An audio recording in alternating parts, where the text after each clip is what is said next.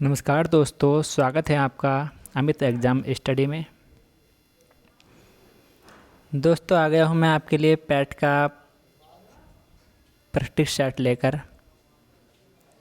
इसमें आपके 100 क्वेश्चन होंगे और संपूर्ण सिलेबस के साथ होगा ये। जैसा कि सिलेबस दिया गया है उसी के अनुसार ये प्रैक्टिस सेट है और मैं आपको इस प्रैक्टिस सेट को कराऊंगा। आने वाले समय में पैट का एग्ज़ाम आ ही रहा है।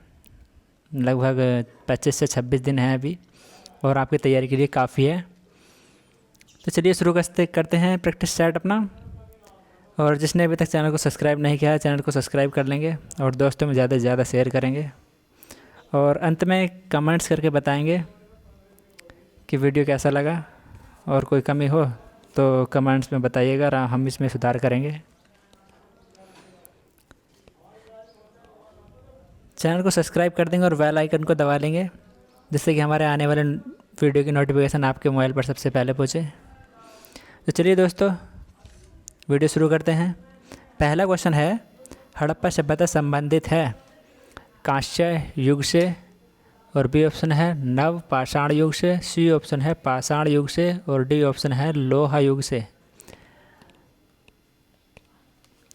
तो क्वेश्चन 1 का सही जवाब हो जाएगा आपका ऑप्शन ए, कांस्य युग।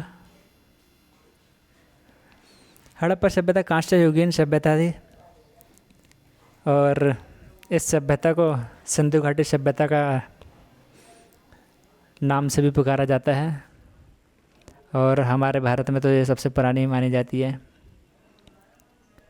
दूसरा क्वेश्चन है, निम्न में कौन बेमेल है?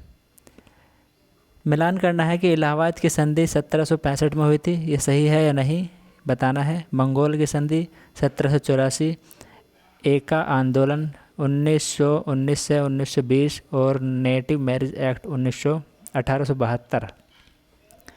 दूसरे क्वेश्चन का सही जवाब हो जाएगा आपका ऑप्शन सी। जो बेमेल है वह हमारा एका आंदोलन 1919 और 1920। यह जो कथन है इसमें सही नहीं है। इसकी जो सही डेट है वो है, इसकी जो सही डेट होगी, सही सन होगी, वह होगी 1921 से 1922। और जो बाकी हमारे इसमें हैं ये तो हमारे सही हैं ही। तो जो इसमें हमारा ये सन है इसकी ये गलत है, तो इसलिए हमारे इस क्वेश्चन का सही जवाब जो हो जाएगा ऑप्शन सी हो जाएगा। इसमें पूछा है बेमेल, यानी कि जो सही नहीं है। नेक्स्ट क्वेश्चन है,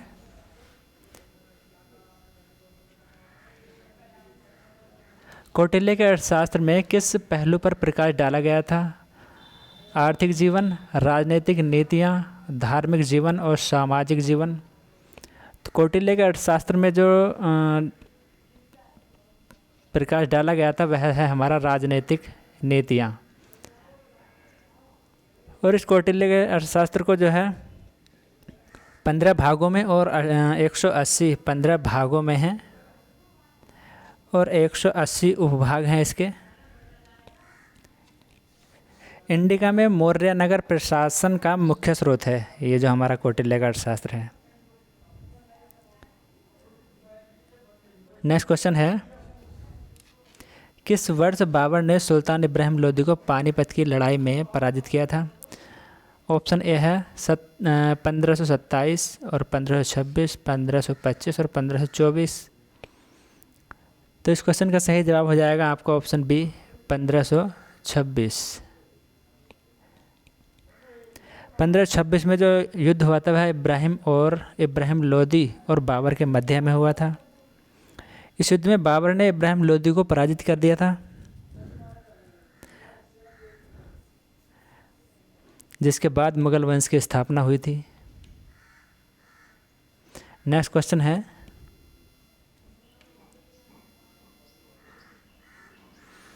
पांचवा क्वेश्चन, निम्नलिखित गुप्त शासक का कालक्रम निर्धारित कीजिए। समुद्रगुप्त, रामगुप्त, स्त्रीगुप्त और स्कंदगुप्त। तो इस पांचवें क्वेश्चन का सही जवाब हो जाएगा आपका ऑप्शन सी। पहले जो आएगा हमारा ये श्रीगुप्त आएगा और फिर आएगा समुद्रगुप्त और उसके बाद आएगा रामगुप्त और उसके बाद आएगा हमारा स्कंदगुप्त। दोस्तों श्रीगुप्त को गुप्त वंश का संस्थापक माना जाता है और स्कंदगुप्त वंश का अंतिम जो महानतम शक्तिशाली शासक था, जो स्कंदगुप्त हुए हैं, वो गुप्त वंश के सबसे महानतम और शक्तिशाली शासक हुए हैं। छठा क्वेश्चन है 1764 में बक्सर युद्ध के समय बंगाल का गवर्नर था विलियम ड्रेक, रॉबर्ट क्लाइव, वेंसिटार्ट और वरेलेस्ट। क्वेश्चन 6 का सही जवाब हो जाएगा आपका ऑप्शन सी।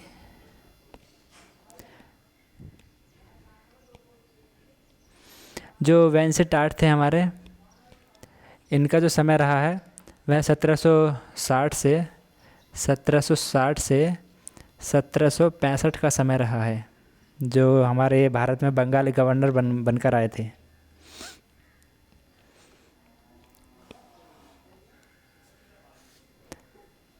नेक्स्ट क्वेश्चन है भारतीय राष्ट्रीय कांग्रेस की पहली बैठक किस शहर में हुई थी? पहली भारतीय राष्ट्रीय कांग्रेस की पहली बैठक, तो इस पहली बैठक को जो आयोजन किया गया था, इसका आयोजन किया गया था मुंबई में और इसका जो है 27 से 28 दिसंबर और 1885 को इसकी स्थापना हुई थी। कांग्रेस में प्रथम अध्यक्ष जो थे इसके व्योमेश चंद्र बनर्जी थे और प्रथम अधिवेशन में 72 सदस्यों ने भाग लिया था, जो मुंबई में इसका अधिवेशन हुआ था। 72 जो प्रतिनिधि थे इसमें। दूसरा सम्मेलन उससे अगले ही वर्ष किया गया था, जो था कलकत्ता में। और इसके बाद है हमारा 8वां क्वेश्चन, भूदान आंदोलन किसने प्रारंभ किया था? तो भूदान आंदोलन के जो प्रारंभकर्ता थे वह थे विनोबा भावे। इन्होंने ग्रामदान आंदोलन भी शुरू किया था। और व्यक्तिगत सत्याग्रह 17 अक्टूबर 1940 में शुरू किया गया था इनके ही द्वारा।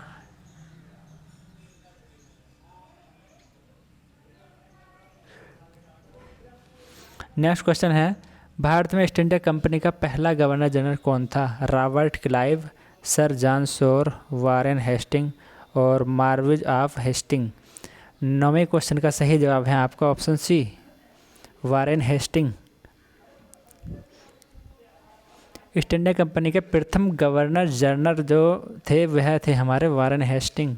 आज़ाद हिंद फौज का गठन कब हुआ था? तो आज़ाद हिंद फौज का गठन 1937 या 1942, 1943, 1945। तो 10वें क्वेश्चन का सही जवाब हो जाएगा आपका ऑप्शन बी, 1942 में। और आज़ाद हिंद फौज जो 1 सितंबर 1942 को कैप्टन मोहन सिंह के द्वारा इसकी स्थापना की गई थी। नेक्स्ट क्वेश्चन है 11वां क्वेश्चन, अभ्रक किस राज्य में बहुतायत में पाया जाता है? ऑप्शन है पश्चिम बंगाल, मध्य प्रदेश और झारखंड और राजस्थान। तो 11वें क्वेश्चन का सही जवाब है आपका ऑप्शन सी, झारखंड। झारखंड में दोस्तों यह विश्व का 90% अभ्रक जो होता है हमारा, विश्व का 90% भारत में उत्पादन होता है इसका। और जो भारत में जो होता है, तो भारत में हमारा होता है झारखंड राज्य के अंदर। इसका जो उपयोग किया जाता है वह रंग बनाने में और सजावट दवा बनाने में आदि में इसका प्रयोग किया जाता है। और 12वां क्वेश्चन है अधिकांश मौसमी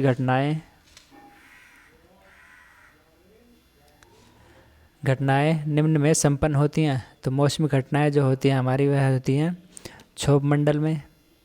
आंधी, तूफान, बारिश, जितने भी हमारे इसमें ये मौसमी घटनाएं होती हैं वो सब क्षोभ मंडल में होती हैं। 13वां क्वेश्चन है जो जी ला दर्रा जोड़ता है श्रीनगर और लेह को, अरुणाचल प्रदेश और तिब्बत को, चंबा और स्पीति को, कलिम्पोंग और लहासा को। 13वें क्वेश्चन का सही जवाब हो जाएगा आपका ऑप्शन ए, श्रीनगर और लेह को। नेक्स्ट क्वेश्चन है 14वां क्वेश्चन, निम्नलिखित में से कौन सा समुद्री बंदरगाह और तेल परिष्करण केंद्र दोनों हैं?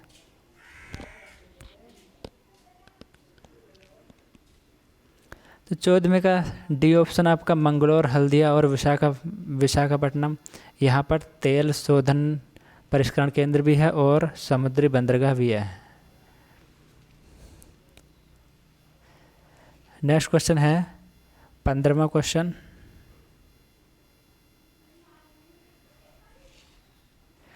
भारतीय पर्यटन के स्वर्ण त्रिभुज में सम्मिलित शहर हैं।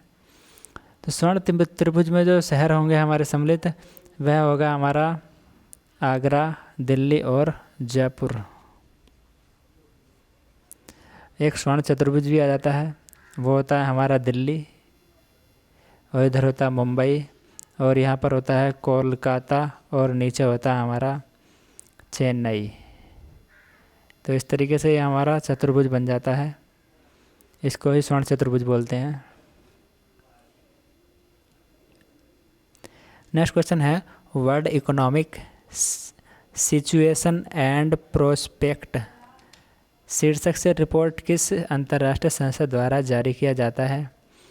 16वें क्वेश्चन का सही जवाब है आपका ऑप्शन सी, संयुक्त राष्ट्र संघ के द्वारा।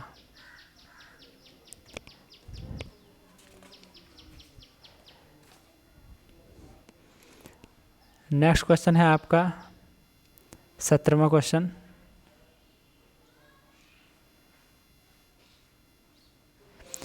वन नीति के अनुसार कितने प्रतिशत क्षेत्र वनों से अनाच्छादित होता है, अनाच्छादित होना चाहिए? तो 17वें क्वेश्चन का सही जवाब है आपका 33%। किसी भी क्षेत्र में और किसी भी प्रदेश में अगर वहाँ की भौगोलिक स्थिति का जो हमें देखना है वन आच्छादित, तो वहाँ का 33% होना चाहिए, जो हमारे पर्यावरण के लिए बहुत ही महत्वपूर्ण है। 18वां क्वेश्चन है उदारीकरण, निजीकरण और भूमंडलीकरण की नीति नई आर्थिक नीति के रूप में निम्न में से किस प्रधानमंत्री द्वारा स्वीकार की गई थी? ऑप्शन ए है राजीव गांधी द्वारा, ऑप्शन बी है विश्वनाथ प्रताप सिंह द्वारा, ऑप्शन सी है नरसिम्हा राव द्वारा, और ऑप्शन डी है अटल बिहारी वाजपेयी के द्वारा। 18वें क्वेश्चन का सही जवाब है आपका ऑप्शन सी, नरसिम्हा राव के द्वारा।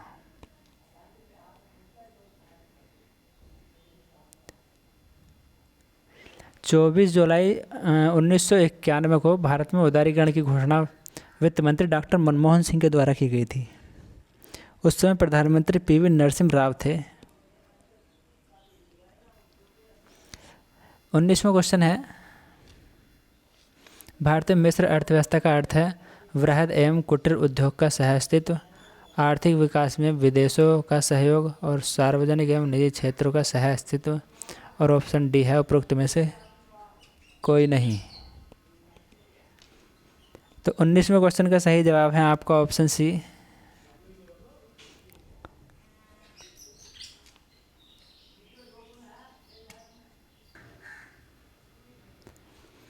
बीसवां क्वेश्चन है विशेष आर्थिक क्षेत्र। विशेष आर्थिक क्षेत्र SEZ अधिनियम प्रभावी हुआ 2004 में, 2005 में, या 2006 में, या 2007 में? तो 20वें क्वेश्चन का सही जवाब हो जाएगा आपका ऑप्शन सी, 2006। 21वां क्वेश्चन संविधान के किस भाग में पंचायती राज व्यवस्था संबंधित प्रावधान दिए गए हैं? तो 21वें क्वेश्चन का सही जवाब हो जाएगा आपका ऑप्शन ए, पंचायती राज 11वीं अनुसूची, और 12वीं में हो जाता है आपका नगर पंचायत यानी कि नगर पालिका। क्वेश्चन 22 है सूची 1 का सूची 2 से मिलान कीजिए। संविधान संशोधन, तो संविधान संशोधन हो जाता है हमारा 368, और वित्त आयोग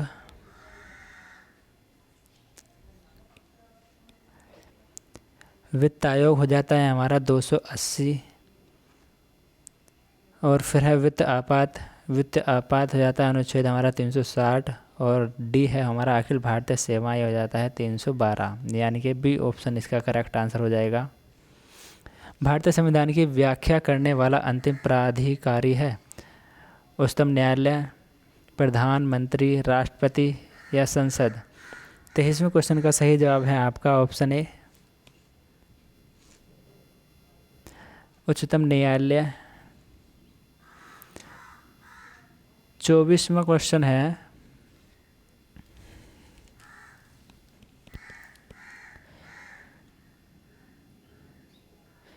निम्नलिखित में से कौन सा सुमेलित नहीं है। तो 24 का जो सही जवाब है आपका बताना है कौन सा है।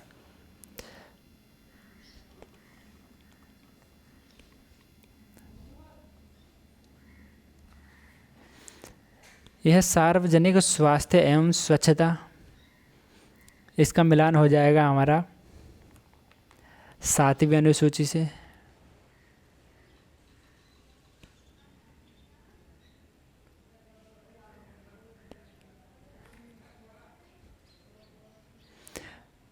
सातवीं अनुसूची के राज्य सूची से।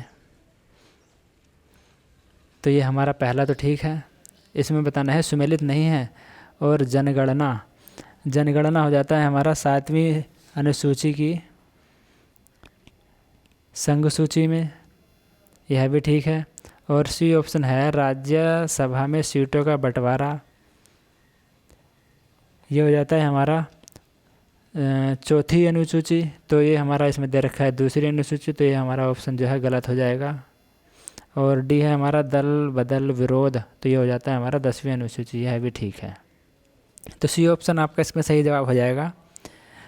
25वां क्वेश्चन है, भारत के राष्ट्रपति पर महाभियोग चलाने के लिए कम से कम कितने दिन पूर्व सूचना आवश्यकता है।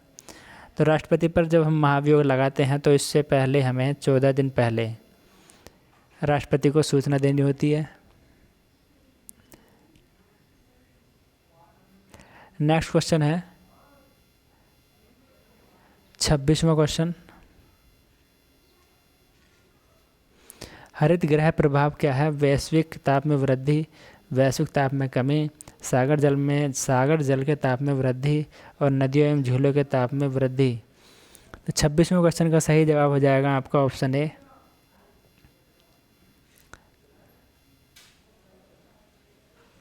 वैश्विक ताप में वृद्धि।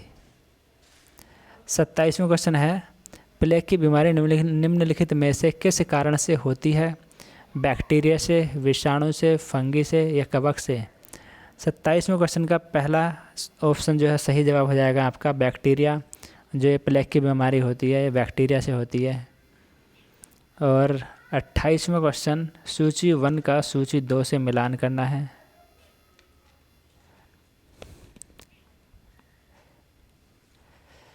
तो यह फ्रियान है हमारा पिरसीतक, यानी कि फ्रीजों में हमारी ये गैस पाई जाती है। और ट्रीएथिलेड यह होता है हमारा एंटीनाक अपस्फोट रोधी कारक, पहले से मिल जाएगा ये। और बेंजीन हेक्साक्लोराइड यह मिल जाएगा हमारा कीटनाशी से। और कार्बन टेट्राक्लोराइड ये होता है हमारा अग्निशामक से है। डी ऑप्शन आपका सही जवाब हो जाएगा। नेक्स्ट क्वेश्चन है 29वां क्वेश्चन, कोलाइड विलयन में कणों का आकार होता है। कोलाइड विलयन में कणों का आकार जो होता है वह होता है हमारा 10⁻⁷ से सेंटीमीटर से और 10⁻5 सेंटीमीटर। जब 2 या 2 से अधिक प्रतिरोधों को एक समान 2 बिंदुओं के बीच जोड़ा जाता है तो वे में जुड़ते हैं। तो वह जुड़ते हैं हमारे समांतर क्रम में। जो हमारा इसका सूत्र होता है वह होता है 1/r बराबर होता है 1/r1 प्लस 1/r2 और प्लस 1/r3। आयोग इस तरीके से जो जितने भी होंगे जुड़ते चले जाएंगे, समांतर क्रम में इनका योग हो जाता है।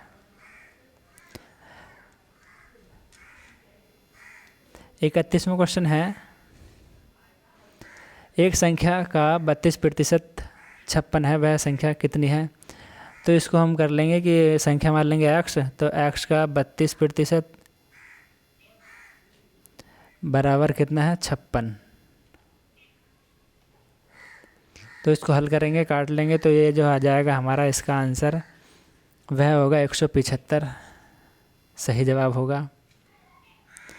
और फिर 32वां क्वेश्चन है 1.34, इसको हम पॉइंट हटा देंगे, पॉइंट से पॉइंट, तो हो जाएगा हमारा 134।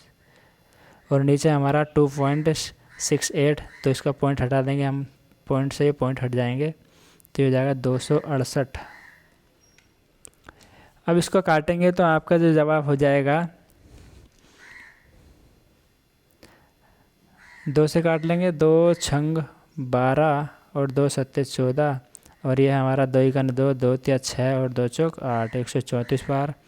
और 67 से काटेंगे तो 67 दूनी होते हैं हमारे 134। तो इसका सही जवाब है आपका 101/2। एक समूह की 8 संख्या छोटी संख्याओं का माध्य कर लेंगे। इसको 8 संख्याओं का माध्य होता है हमारा, यानी कि 8 गुणा 12.5, तो ये बराबर हो जाता है 100 के। फिर है जबकि समूह की सभी 14 संख्याओं का माध्य 14 है, तो 14 और गुणा 14 बराबर 14 की 14 में गुणा करते हैं तो आ जाएगा हमारा 196। अब इनको घटा देंगे तो 14 में से 8 गया, 6 बचेगा, इसको हम ऊपर लिखेंगे लाइन को, तो और बराबर 100 में से 196 में से 100 गया, तो ये बचेगा हमारा 96। यानी कि 6 की वैल्यू 96 है, तो 1 की वैल्यू जो हो जाएगी हमारी 16 हो जाएगी। तो ऑप्शन ए इस क्वेश्चन का सही जवाब आपका 16। और 34वां क्वेश्चन है, इनको मैं लगा देता हूँ निशान और आप हल करके देख लीजिएगा वीडियो रोककर, क्योंकि मैं कराऊंगा तो समय भी ज़्यादा हो जाएगा, वीडियो लंबी हो जाएगी। तो 34वें क्वेश्चन का सही जवाब हो जाएगा आपका ऑप्शन बी। 35वां क्वेश्चन है, एक बॉक्स में 350 बल्ब हैं, यदि 12% बल्ब फ्यूज हो गए हों तो कितने बल्ब बेचने के लिए पर्याप्त हैं। तो 350 बल्ब हैं कुल, 350 बल्ब हैं और 12% जो हैं फ्यूज हो गए, तो सही बल्ब बताने हैं, बेचने योग्य कितने बचेंगे। इसको हम 100 में से 12 गया 88 बचेगा, 88% निकालेंगे तो ये आ जाता है हमारा 308। डी ऑप्शन इसका सही जवाब हो जाएगा। नेक्स्ट क्वेश्चन है 35 और यह है अब हमारा 36वां क्वेश्चन।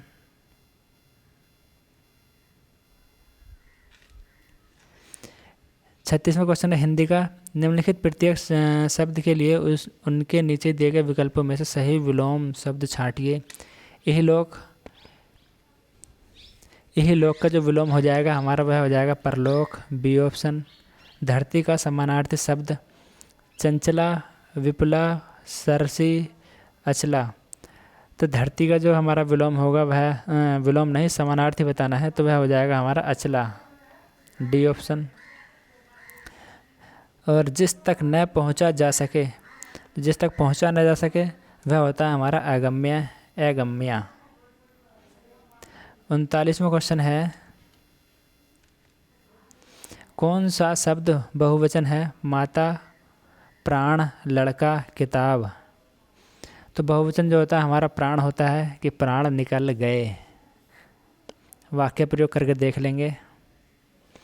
39 का ऑप्शन बी। और 40 में है, भारत भारती किस भाषा में लिखा हुआ ग्रंथ है। 40वें क्वेश्चन का सही जवाब है आपका ऑप्शन ए, खड़ी बोली। भारत भारती खड़ी बोली में लिखा हुआ है। और 5 क्वेश्चन आ जाते हैं हमारे, नहीं 5 नहीं 41 से 42 क्वेश्चन हैं हमारे अंग्रेजी के।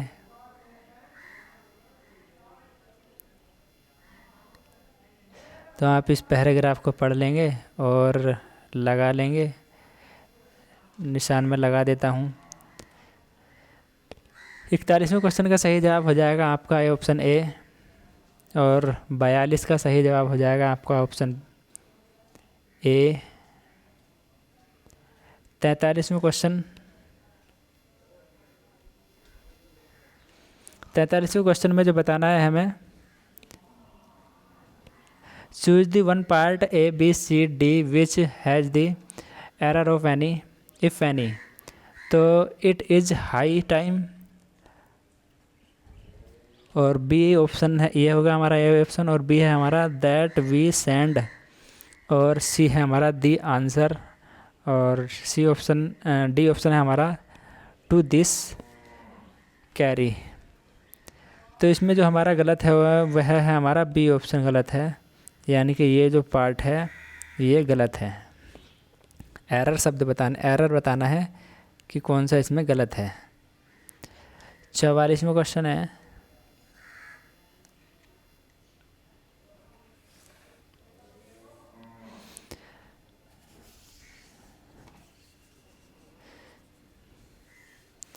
क्वेश्चन है हमारा, find the correct part of speech of the word not in the give sentence. तो not in is as good as a fast. तो यह जो हमारा जो सेंटेंस है नाउन है, नाउन का ये सेंटेंस है इनोथ। और अगला क्वेश्चन है हमारा 45वां, 5 क्वेश्चन आपके अंग्रेजी से हैं। तो change in to the passive voice, he had committed a mistake. 45वें क्वेश्चन का सही जवाब है आपका ऑप्शन सी।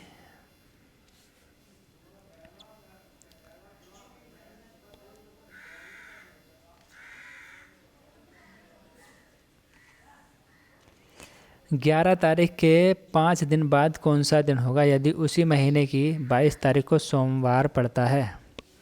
46वां क्वेश्चन, तो जिसने अभी तक चैनल को सब्सक्राइब नहीं किया है दोस्तों, चैनल को सब्सक्राइब कर लेंगे, दोस्तों में ज़्यादा से ज़्यादा शेयर करेंगे। 46वां क्वेश्चन है हमारा, 11 तारीख के 5 दिन बाद 16 तारीख होती है, तो 22 तारीख को सोमवार पड़ता है।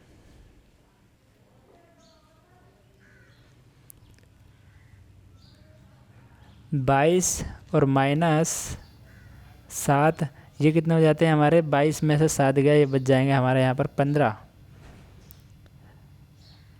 15 दिन बाद यानी कि ये हो जाएगा हमारा 16 तारीख।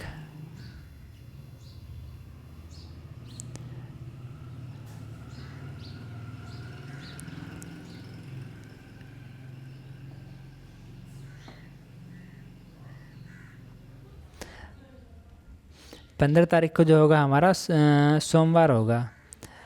अब 11 तारीख में 5 दिन बाद, अगर हम 11 तारीख में 5 दिन जोड़ते हैं तो ये हो जाएगा हमारा 16, यानी कि 16 तारीख जो है 16वां दिन जो होगा हमारा सोमवार, और 16वां तो होगा हमारा 15 होगा सोमवार का, लेकिन एक जोड़ देंगे 16वां, तो ये हो जाएगा हमारा मंगलवार। इसका सही जवाब हो जाएगा मंगलवार। ऑप्शन बी इस क्वेश्चन का सही जवाब हो जाएगा।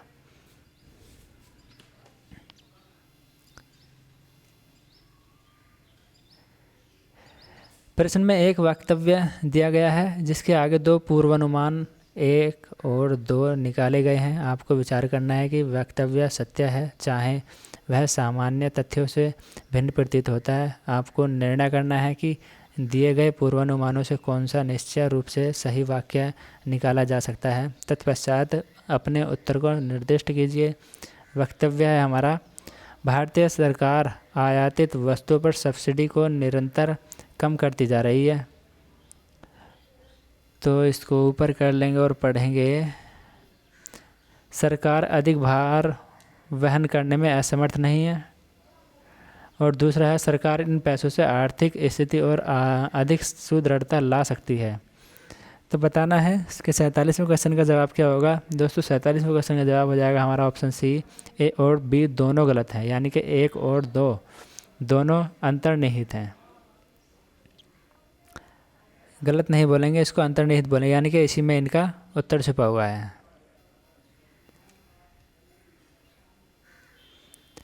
और ये हमारा रीजनिंग का सवाल है।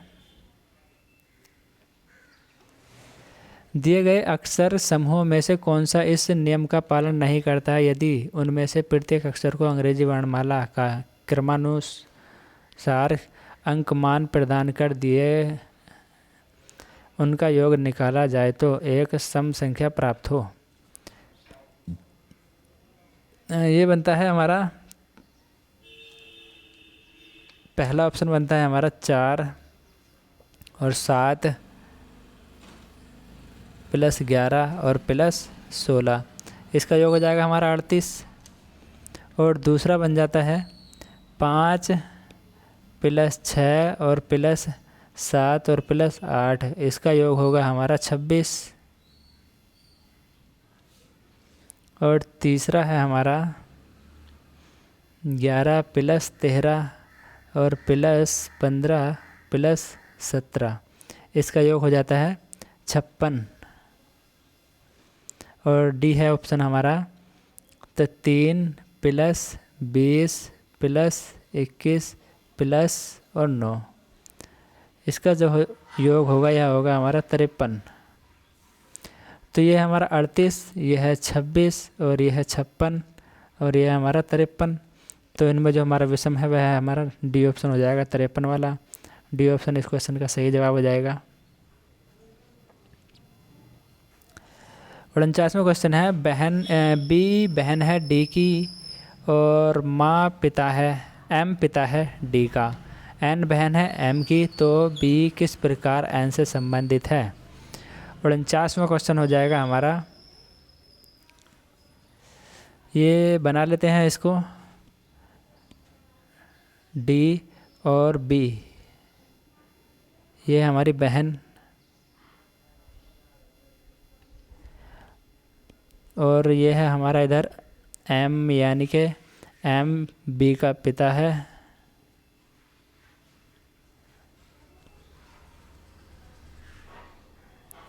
एम डी का पिता है।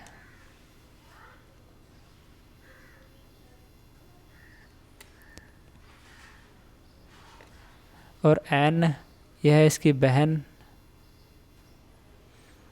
तो बताना है कि एन का बी से क्या संबंध है, बी किस प्रकार एन से संबंधित है। तो इसमें ये हमारी जो संबंध बनेगा वह बनेगा इनका भतीजी, बी जो बनेगी,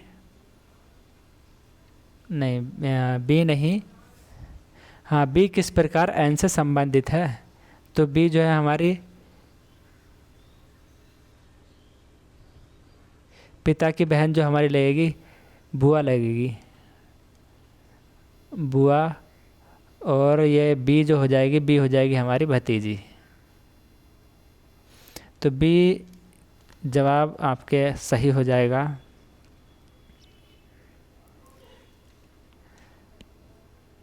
पचासवां क्वेश्चन है, पी की आयु क्यू के बराबर है, आर एस से छोटा है, टी आर से छोटा है किंतु पी से बड़ा है, सबसे बड़ा कौन है। कर लेते हैं, पी बराबर क्यू, आर एस से छोटा है तो एस बड़ा है आर से, और एस से छोटा है टी आर से छोटा है,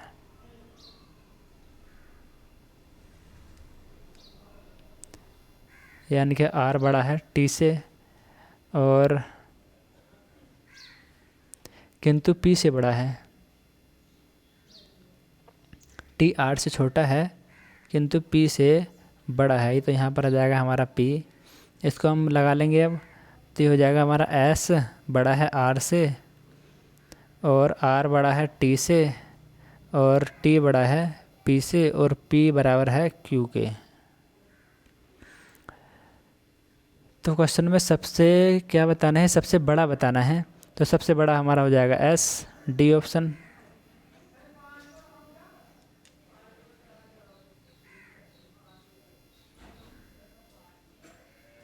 इक्यानवें क्वेश्चन है, वैज्ञानिकों ने निम्नलिखित में से किस जगह गिरगिट की बहुत सी छोटी प्रजाति नई की खोज की है? ऑप्शन ए है मेडागास्कर, ऑप्शन बी है श्रीलंका और ऑप्शन सी है फिजी, ऑप्शन डी म्यांमार। 51 का सही जवाब है आपका ऑप्शन ए मेडागास्कर। 52 है, T20 अंतर्राष्ट्रीय क्रिकेट में 3000 रन बनाने वाले पहले क्रिकेटर कौन थे? तो ये हो जाएंगे आपके ऑप्शन बी विराट कोहली। विराट कोहली ने T20 अंतर्राष्ट्रीय क्रिकेट में 3000 रन बना दिए हैं। 26 ये हमारा 53वां क्वेश्चन है, 24 से 26 फरवरी 2021 के मध्य किस देश की अध्यक्षता में ब्रिक्स शेरपाओ तथा सू शेरपाओ की पहली बैठक वर्चुअल प्रारूप में संपन्न हुई? 53 का सही जवाब है आपका रूस, सही नहीं, ऑप्शन ए है रूस और option B Brazil, option C है दक्षिण अफ्रीका और ऑप्शन डी है भारत। 53 का सही जवाब है आपका ऑप्शन डी भारत।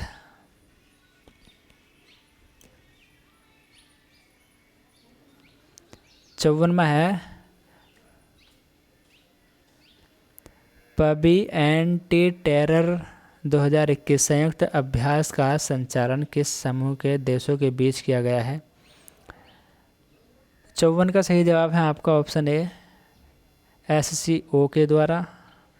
SCO के जो समूह के देश हैं उनमें के बीच यह संयुक्त अभ्यास चल रहा है। 55वां क्वेश्चन हो जाएगा आपका, H5N8 बर्ड फ्लू से इंसानों के संक्रमित होने का विश्व का पहला मामला किस देश में आया है? ऑप्शन ए है भारत और बी है पाकिस्तान, सी है रूस और डी है तुर्की। 55 का सही जवाब है आपका ऑप्शन सी रूस।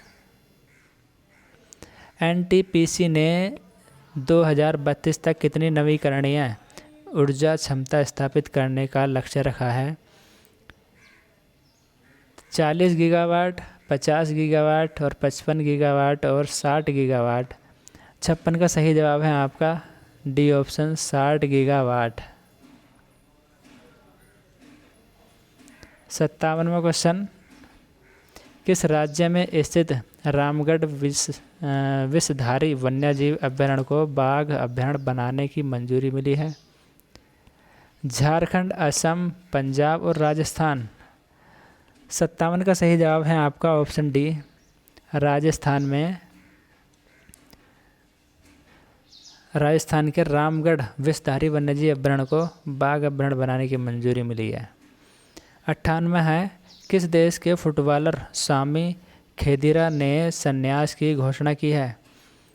58 का ए ऑप्शन है फ्रांस और बी है जर्मनी, सी है स्पेन और डी ऑप्शन है ब्राज़ील। 58 में कहा सही जवाब ऑप्शन सी।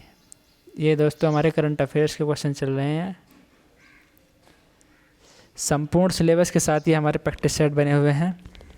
आप अगर इनकी तैयारी करके जाते हो तो आपको एग्ज़ाम में काफ़ी अच्छा बेनिफिट मिल होने वाला है।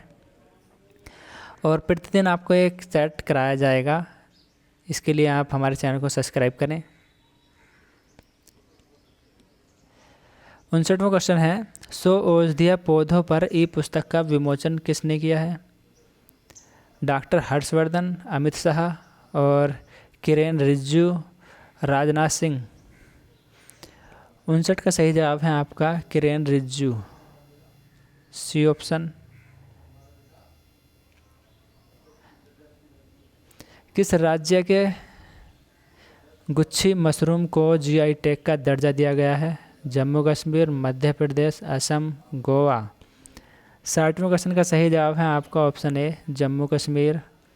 परवेज़ मुशर्रफ की जीवन कथा in the line of fire के गुप्त लेखक कौन हैं? हुमायूं गौहर और हामिद कश्मीरी, सी है जाकिर हुसैन और डी ऑप्शन है इनमें से कोई नहीं।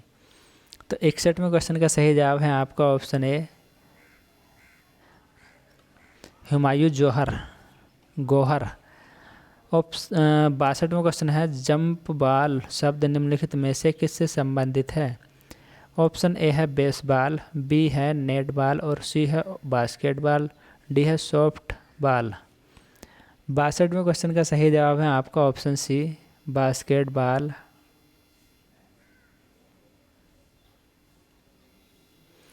63वां क्वेश्चन है, नेपाल की पहली महिला राष्ट्रपति कौन थी?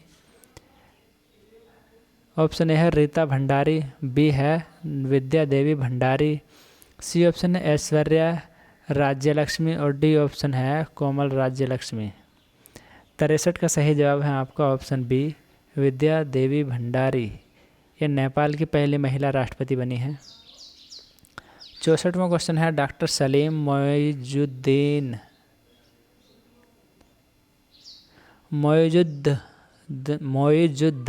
नाम भी पता नहीं कैसे कैसे हैं, अली अब्दुल किसके लिए प्रसिद्ध थे?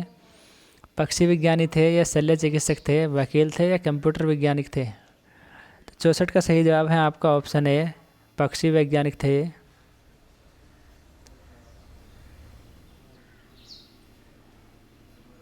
मोहिनीअट्टम नृत्य मूल रूप से विकसित हुआ था?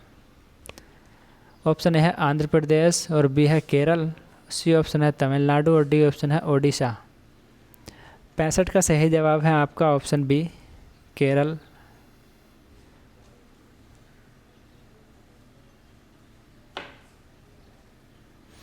मोहिनीअट्टम के जो प्रमुख कलाकार हैं वह हैं श्रीदेवी, कल्याणी अम्मा बोलते हैं जिनको, और रागिनी देवी हैं, तारा नोडुगाडी हैं, भारती शिवाजी भी है। 66वां क्वेश्चन है, कारगिल विजय दिवस कब मनाते हैं? 22 जुलाई को, 26 जुलाई को, 11 जुलाई को या 20 जुलाई को? तो 66 का सही जवाब है आपका ऑप्शन सी, 26 जुलाई को विश्व कारगिल दिवस के रूप में मनाया जाता है। विश्व नहीं, केवल कारगिल दिवस के रूप में मनाया जाता है, और यह तो हमारे भारत में ही मनाया जाएगा। 67वां क्वेश्चन है, तानसेन सम्मान किस राज्य सरकार ने शुरू किया? उत्तर प्रदेश, मध्य प्रदेश, महाराष्ट्र या राजस्थान? तो तानसेन पुरस्कार जो शुरू किया गया है वह क्या है? मध्य प्रदेश ने।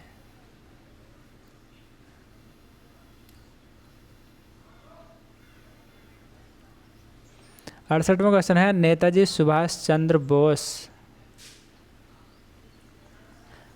नेताजी सुभाष राष्ट्रीय खेल संस्थान कहाँ पर बनाया गया है, कहाँ पर स्थित है? पटियाला में, ग्वालियर में, कोलकाता में या पुणे में? तो यह हमारे पटियाला में बनाया गया है। 69वां क्वेश्चन है, जनता पार्टी के शासनकाल के दौरान भारत के राष्ट्रपति थे? जनता पार्टी की जब सरकार थी तो उस समय भारत के राष्ट्रपति कौन थे? वह जब थे हमारे नीलम संजीव रेड्डी।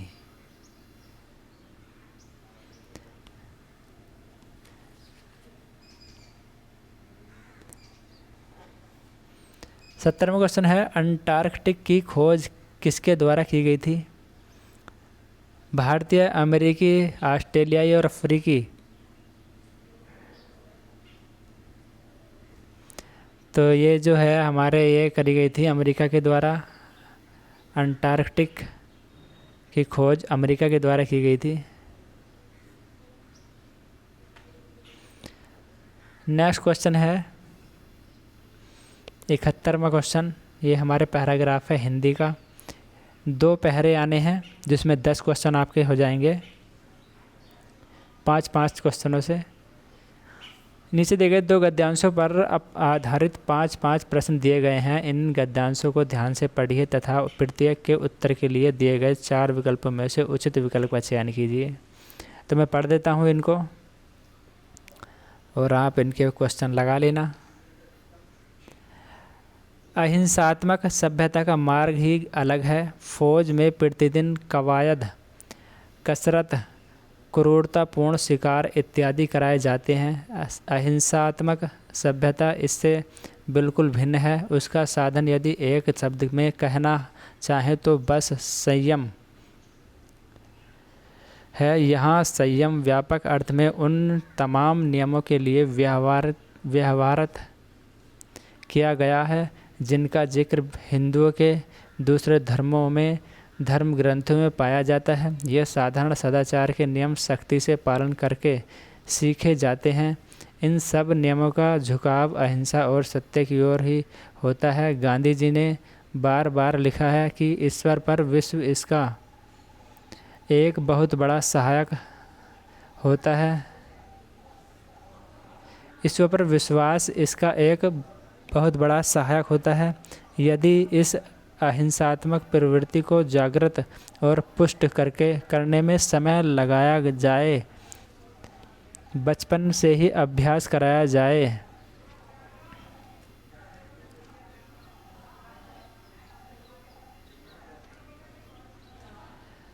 तो इस पर पूरा ध्यान दिया जाए तो निर्भयता इत्यादि जो इसके मुख्य बाह्य रूप देखने में आते हैं अवश्य ही प्राप्त किए जा सकते हैं। यह कहना कि यह मनुष्य के लिए संभव नहीं बेबुनियाद बात है। 71वां क्वेश्चन हो जाएगा आपका, उपरोक्त गद्यांश का सर्वाधिक उपयुक्त शीर्षक है। तो 71 का जो सही जवाब है आपका ऑप्शन ए है सदाचार का महत्व, ऑप्शन बी है ईश्वर भक्ति और सत्य, अहिंसा का मार्ग और है बेबुनियादी बात।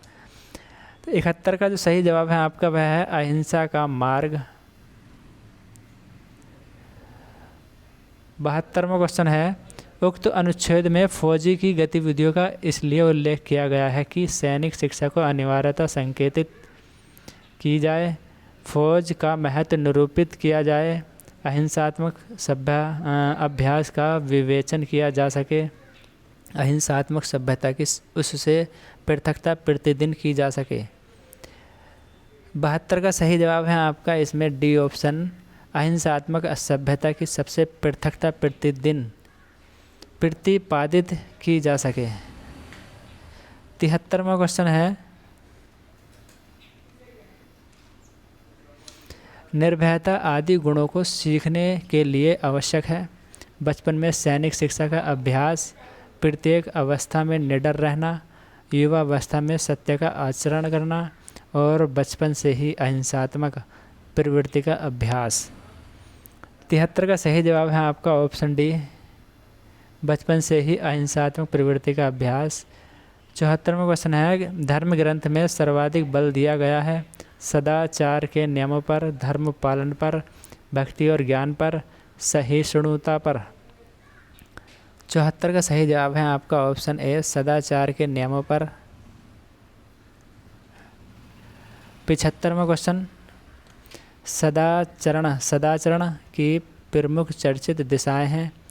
ऑप्शन ए है श्रद्धा भक्ति, ऑप्शन बी है माया ममता और सी ऑप्शन है सत्य अहिंसा, डी ऑप्शन है पूजा अर्चना। 75 का सही जवाब है आपका सी, सत्य अहिंसा। गद्यांश दूसरा पढ़ लेते हैं। प्रेमचंद की जो सबसे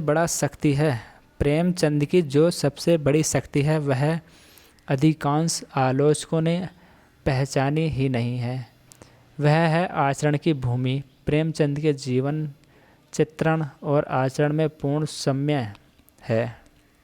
उनका समस्त साहित्य उनकी आत्माभिव्यक्ति है। असंख्य पात्रों में उनकी अपनी सात्विकता चरितार्थ ही है। अपने नैतिक, राष्ट्रीय और भावुक व्यक्तित्व को अनेकानेक कल्पित नर नारियों के चरित्र में बांटकर वे अपने साहित्य जगत पर छा गए हैं। उनके लिए साहित्य आचरण से स्वतंत्र कलाक्रम मात्र नहीं है।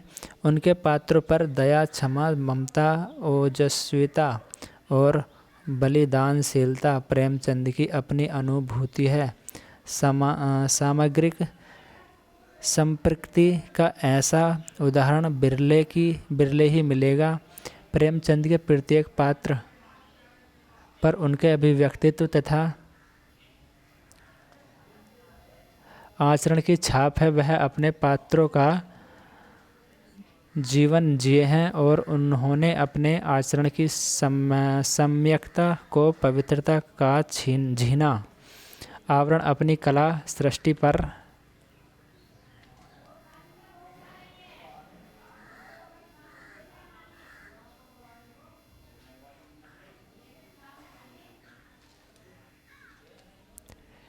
डाल दिया, इसलिए वे तटस्थ कलाकार नहीं कहे जा सके। वे परिबद्ध हैं अपने युग, मानव से क्षण प्रति क्षण संपृक्त है। प्रेमचंद के चरित्र को पवित्रता ही उनके पात्रों को पवित्रवादी बना देती है। आचरण के द्वारा ही हम जीवन से संपृक्त होते हैं और जिस कलाकार के पास आचरण का बल नहीं है वह पाठकों के अंतर्मन में प्रवेश प्राप्त करने का अधिकारी नहीं होता।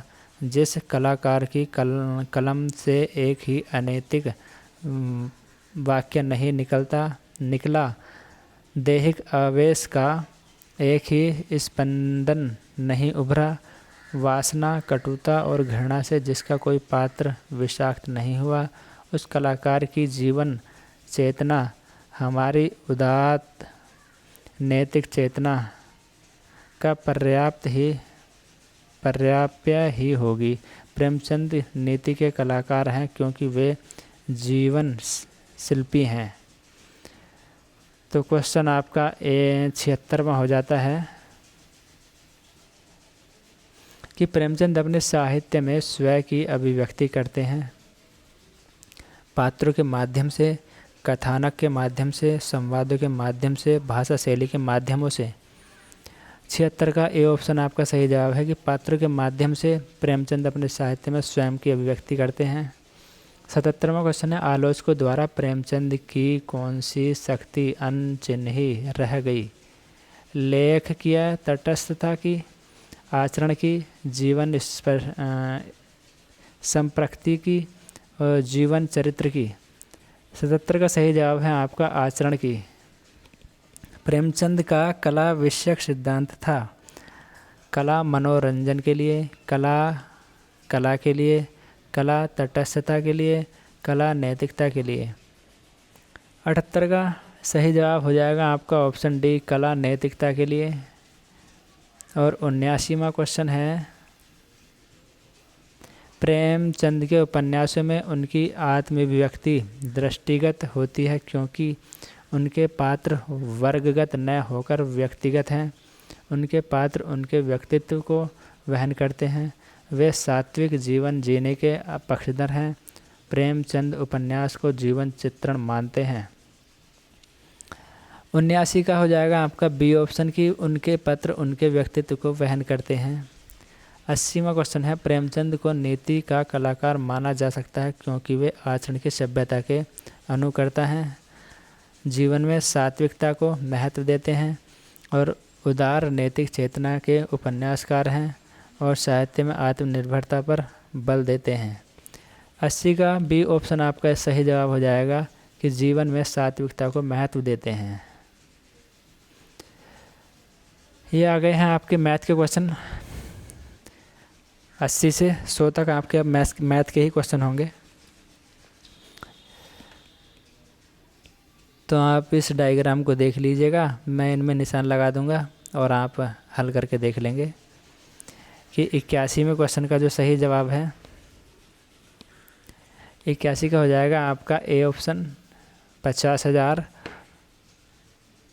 और 82वें क्वेश्चन का सही जवाब है आपका बी ऑप्शन। दोस्तों वीडियो ज़्यादा लंबा हो जाएगा अगर मैंने कराने लगूँगा तो, और फिर इस डिस्प्ले पे कराने पे थोड़ा लेख वेख भी ठीक नहीं आने का है। 83वां क्वेश्चन है हमारा, 83वें का है हमारा ऑप्शन सी। नेक्स्ट क्वेश्चन है 84 क्वेश्चन।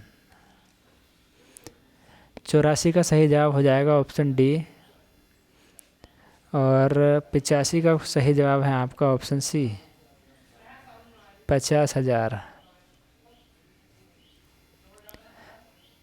यह हमारा 86 से 90 तक है। यह पाई चार्ट एक स्कूल के छात्र द्वारा खेले गए खेलों को दर्शाता है। पाई चार्ट पर विचार करें और उस पर आधारित सवालों के जवाब दें। तो आप इसको देख लेंगे। और फिर क्वेश्चन है हमारे, फुटबॉल की तुलना में कबड्डी पसंद करने वाले छात्रों का अनुपात बताना है।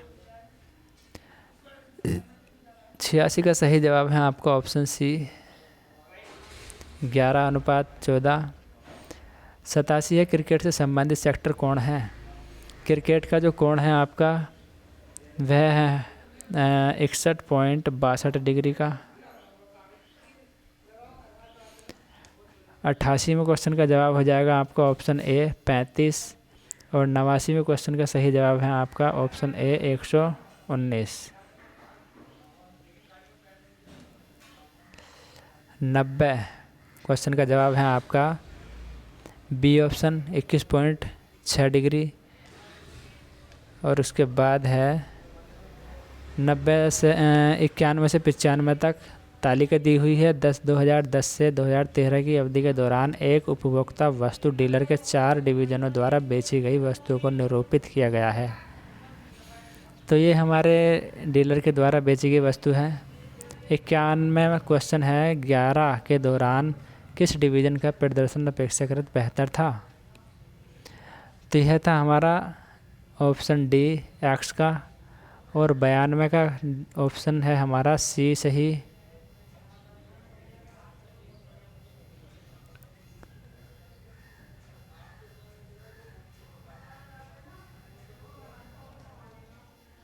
तिरानवे क्वेश्चन है, 93 का सही जवाब है आपका ऑप्शन डी। 94 का हो जाएगा ऑप्शन सी। और 95 का सही जवाब है आपका ऑप्शन सी 544। और फिर है हमारा ये 96 से 100 तक फिर से तालिका दी गई है। कंपनी का तिमाही बिक्री डेटा दिया गया है। तो ये पूरी डिस्प्ले पर आपका ये क्वेश्चन है।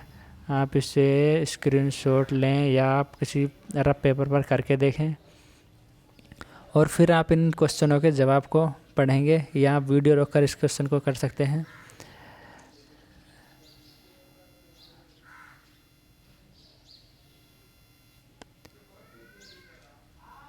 छियानवे का जो जवाब हो जाएगा आपका बी ऑप्शन सही। और 97 का हो जाएगा डी ऑप्शन। 98, 99 और 100। 98 का सही जवाब है आपका ऑप्शन सी। और 99 का जवाब हो जाएगा आपका ऑप्शन सी। और 100 का लास्ट क्वेश्चन है, इसका जो सही जवाब होगा वह होगा आपका ऑप्शन ए 1720। दोस्तों, चैनल को अभी तक जिसने सब्सक्राइब नहीं किया है चैनल को सब्सक्राइब कर लेंगे, दोस्तों में शेयर करेंगे। और इस चैनल पर आपको पैट के सभी प्रैक्टिस सेट यानी कि अब से और एग्ज़ाम होने तक डेली आपको प्रतिदिन एक प्रैक्टिस सेट आपको कराया जाएगा, जिसमें आप 25 दिन हमारे पास हैं। और 25 दिनों में आप अपने पैट एग्ज़ाम की तैयारी बेहतर तरीके से कर सकते हैं। और भी अन्य एग्ज़ाम की तैयारी करने के लिए आप हमारे चैनल को सब्सक्राइब कर सकते हैं। चैनल पे सामान्य ज्ञान की, जनरल जीएस और विज्ञान से संबंधित विज्ञान भी हमारे सिलेबस में है और सामान्य ज्ञान भी वीडियो आप देख सकते हैं हमारे चैनल पर जाकर। Thanks for watching.